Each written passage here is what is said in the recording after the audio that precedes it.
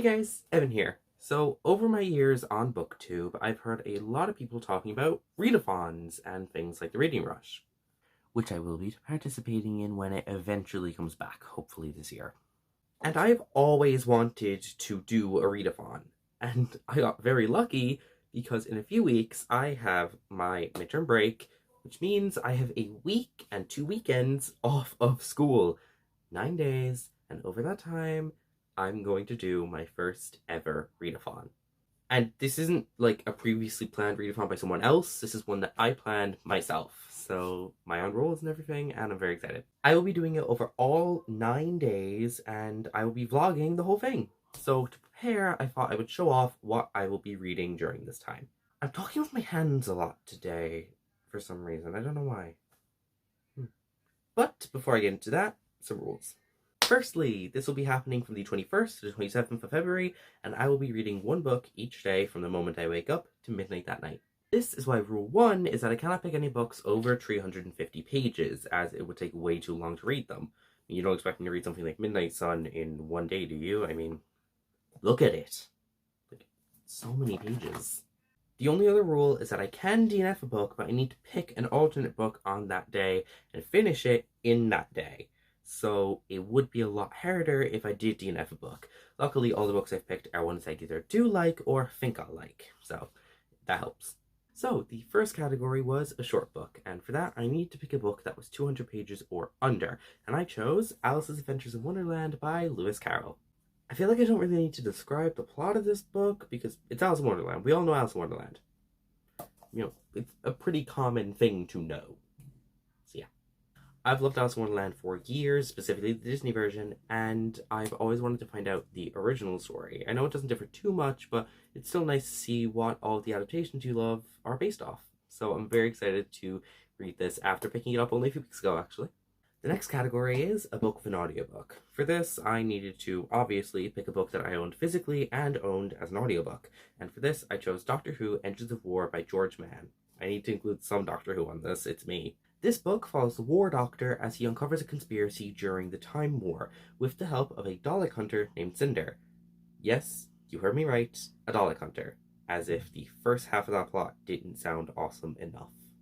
I've owned the audiobook of this for years now, and I've owned the physical book for also a few years, so I cannot wait to finally give this a read after leaving it off for so long. The next category is a book with a movie. This is pretty self-explanatory, and for this category, I chose Simon vs. the Homo Sapiens Agenda by Becky Albertalli. This book is about a closeted teen named Simon Spears who, after meeting someone on email, comes out to them. However, the email gets out, and things go from there. I'm very excited for this book and to finally watch the adaptation, Love, Simon, which I've heard about for years now. I also believe this is the first time that I'm watching a movie after reading the book instead of before. So that'll be a very fun experience. Next category is an old favorite. For this, I need to pick a book that I have read before and that I loved, like loved, and I chose Only Mostly Devastated by Sophie Gonzalez. This book is about two boys named Ollie and Will who, after a very cute summer fling, end up reuniting at Ollie's new school. However, Will is completely different to the boy Ollie fell in love with. If it wasn't immediately obvious from that plot description, this is a modern-day retelling of Grease, one of my favorite musicals. Now, I first read this at the start of 2021, so it's not that old of a favorite, but it's still a book that I adored and cannot wait to read again, knowing what happens later in the book. Also, can we just acknowledge the first two lines of this, because this is iconic. It was late afternoon on the very last Wednesday of August when I realized Disney had been lying to me for quite some time about Happily Ever Afters. Because you see, I was 4 days into mine, and my prince was nowhere to be found. Iconic. The next category is a graphic novel. This is basically just reading a comic bind-up, comic volume, or a graphic novel of my choice, and I chose Empire by Al Ewing and Dan Slott. This tells the story of Teddy Altman, aka the superhero Hulkling, taking his rightful place as Emperor of the Skrull and Kree races. However, not all is as it seems. I first read this story back on Marvel Unlimited at the start of last year as part of my Wiccan and Hulkling binge, and got the physical edition for Christmas, and I feel like this is as good a chance to reread it as any. Also, side tangent, do you guys think that I could pull off a live-action Billy Kaplan? Because, like, Marvel, you can call me if you want, like, I know the character like the back of my hand. I have the hair for it, definitely, if you want to do like 2013 Young Avengers Billy. I have the hair for it. It's wavy enough. So, you know, and I already cosplay him, so I've already got the costume. It's okay, it's a t-shirt, tracksuit pants, and a cape, but like it's a costume. So yeah. Okay, was that a sneaky way for me to plug my TikTok? Yes. Yes, it was. It's called Evan the Nerdy. Just search that up on TikTok. You'll recognize my face in my profile picture. Go check it out. That was the most shameless plug I have ever done. And I'm okay with it. I'm okay with it. The next category is a children's book, and for this category I chose Harry Potter and the Philosopher's Stone by Dobby the House Elf. Dobby the House Elf wrote this series. Okay, in all seriousness, I know these books have become quite controversial over the last few years, and here's my stance on it.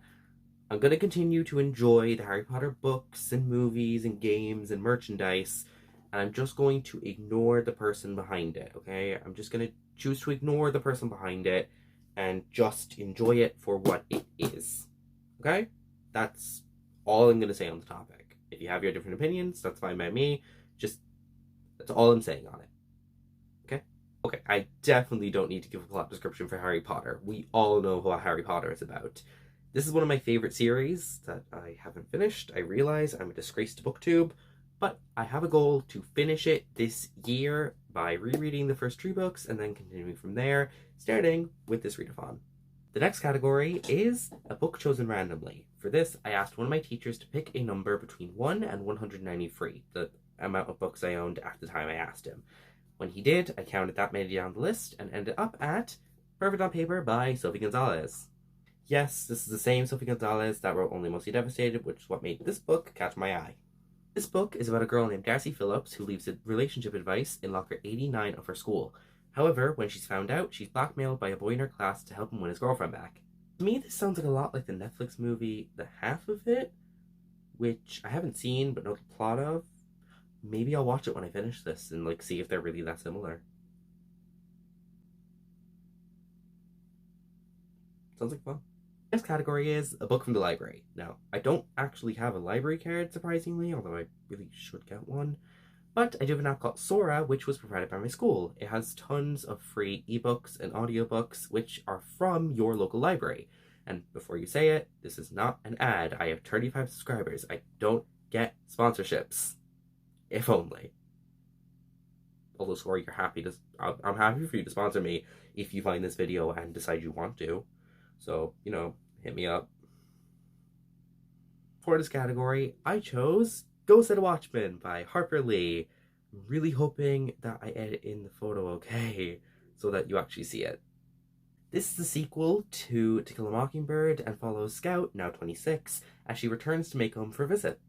I first studied To Kill a Mockingbird back in 2020 for school, and I adored it. So when I found out I had access to the second book, I immediately picked it up and added it to this readathon. The final category for this readathon is a book based something you love is based off, and for this I chose The Wind in the Willows by Kenneth Grahame. This book inspired the movie The Adventures of Ichabod and Mr. Toad, which, if you guys know me that well, you know that I adore The Adventures of Ichabod and Mr. Toad. It is my favorite Disney movie, and I adore it, so I cannot wait to see what inspired the Mr. Toad section of that film. And that is every book I will be reading for my midterm marathon. I hope you guys enjoyed this video. Feel free to like and subscribe. Goodbye and good luck.